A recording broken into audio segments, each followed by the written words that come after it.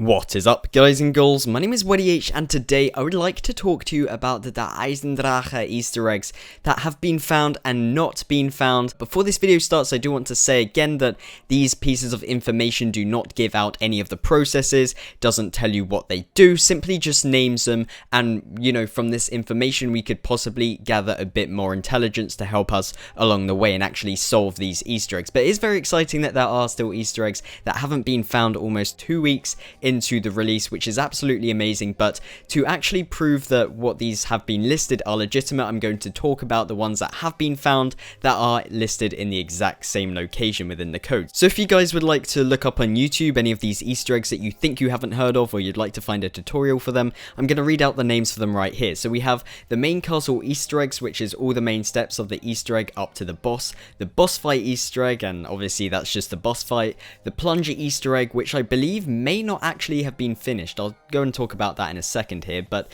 the free GobbleGum Easter egg, the Panzer helmet Easter egg, the Disco Inferno Easter egg, the Easter egg songs, the Easter egg radios and clips, the skeleton power Easter egg that turns zombies into skeletons, the BRM Easter egg, and the flying skull Easter egg. And that obviously states in brackets that possibly a GobbleGum is needed. That is actually in plain sight, that was found out earlier today, and I suggest you go to Glitching Queen's channel if you are interested in finding out that information. So those are the ones that have been solved, but in terms of unsolved Easter eggs, these are what have been listed down here, which is the Bowie knife upgrade to Bowie Balistic Easter egg, the newspaper Easter egg, and the black box Easter egg. Now the Bowie knife upgrade to Bowie Balistic just reminds me of the Bowie knife within Call of Duty Zombies. The Bowie knife was the absolute master of revival tools, and this allows you on Pack-a-Punch to actually be able to shoot your knife at teammates and be able to revive them, which was absolutely insane. You didn't have to go up to them and revive them physically. Obviously, if this comes into the game, it's going to be huge. You don't have to buy that extra quick revive or use that extra perk slot in an online game. If you are really interested in reviving people, you could be using the ballistic knife or something like that. But it just depends on your personal preference whether you'd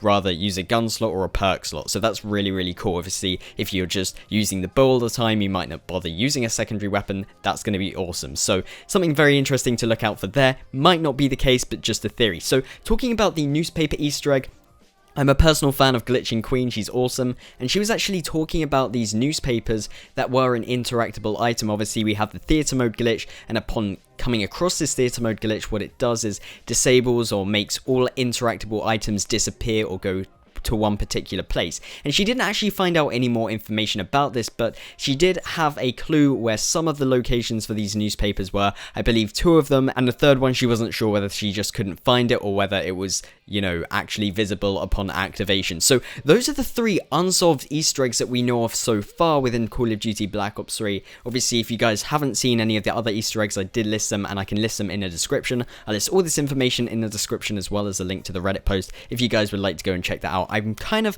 going back to my sort of usual uploads. I know since the Eisendraches came out, I've done a bit of a mix-up between what I would usually post. I know I covered the coding a lot, and there was a bit of controversy. Obviously, I talked about that. And the thing is with codes and leaks is codes are direct references to the coding. They are true, whereas leaking information or possible leaks is absolute, you can't really be certain with that. So that's the difference here, and I wanted to bring you guys this information. So hopefully you enjoyed it, and if you guys enjoyed this information, you're excited like I am, be sure to smack that subscribe button so you can get the latest Call of Duty Black Ops 3 Zombies information right here on this channel. It'd be great if you guys could leave a like, and maybe if you didn't like this video, leave a comment. Why not? Constructive criticism. I'd love to see you guys in the next video. Have a fantastic day, and I will see you next time. Goodbye.